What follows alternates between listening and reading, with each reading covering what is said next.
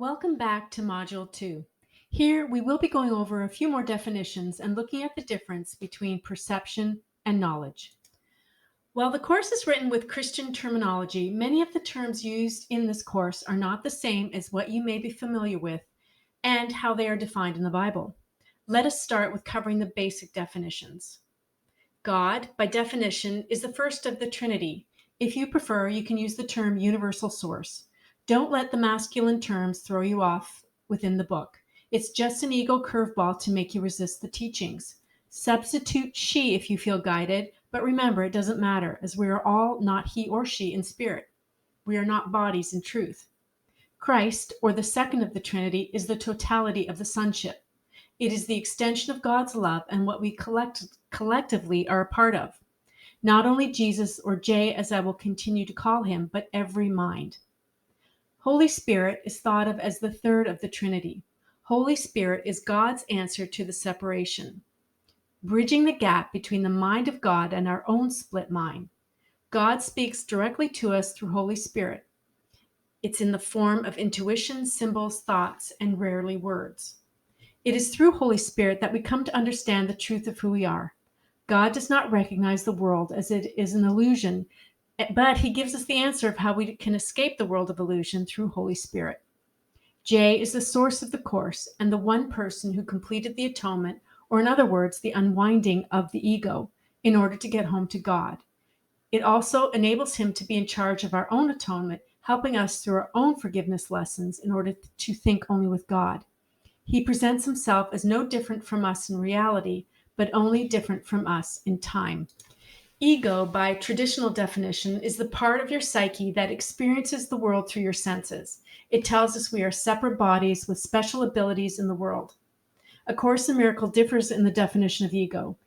Ego is the part of your thought system that think it separates from God. If you remember in level 2, where you think you're here in this world, it answers, "What am I?" on level 2, and believes that the separation is real. The ego, according to A Course in Miracles, is an illusion. It's that part of you that believes that we are separate bodies living in this world and as a body eventually die. The body is a symbol of this fear and home of the ego. It has no power of its own. Our mind controls the body, not the other way around. What is real?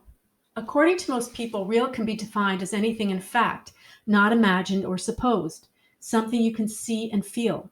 A Course in Miracles defines real as that which is changeless and eternal. The real part of your mind is connected to the mind of God. Unreal is anything that can change. Love is constant and never changes.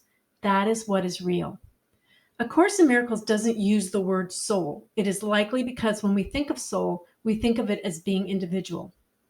A better way to think of who you are is spirit or mind, the part of you that is eternal and changeless and continues after death. We can't begin to understand the Course without understanding how perception enters the teachings. Perception happens only at level 2, or the level of the world. Here is the world of time and reflects our own internal frame of reference. If you believe the world is a dark, lonely, and attacking place, that is what you will perceive. It can also change based on your values, ideas, and emotions, and therefore perception is also not real and part of the illusionary world. In order to have perception, you must have an observer and something to be observed. It is not oneness because you are seeing something outside yourself, which can always be changed by changing your mind. Depending on your beliefs, which are ingrained from an early age and shaped by your environment and people around you, and your core values, everyone has a different way of viewing the world.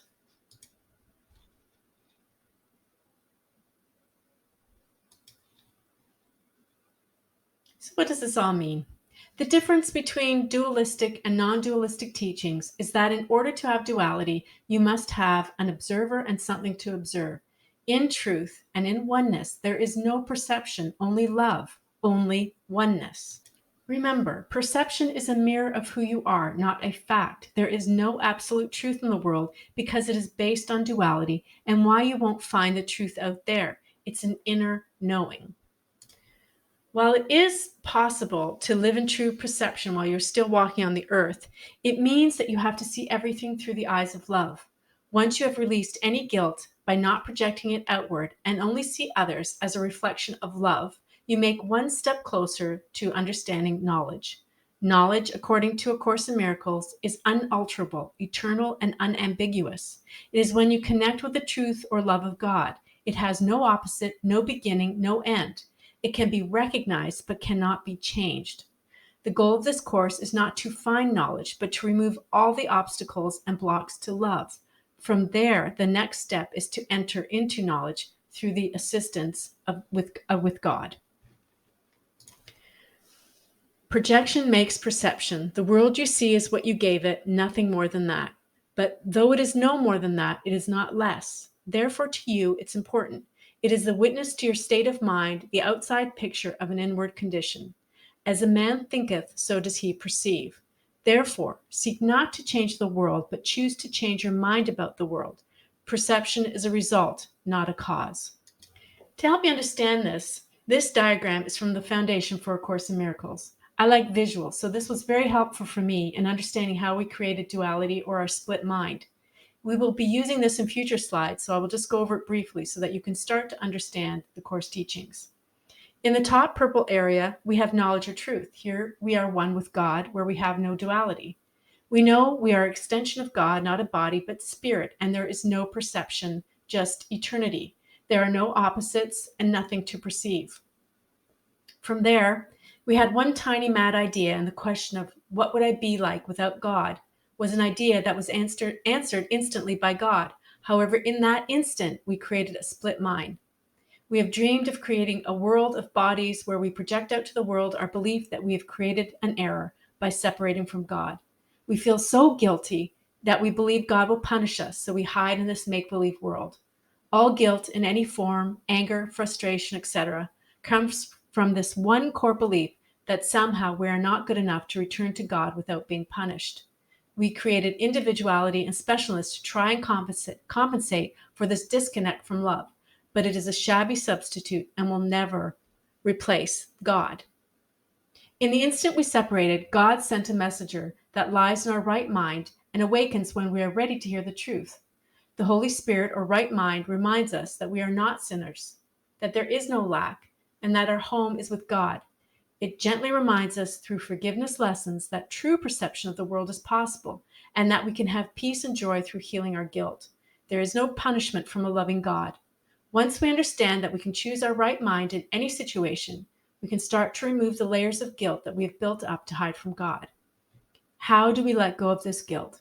Stay tuned for the next module to understand true forgiveness. Please now complete the quiz for Module 2.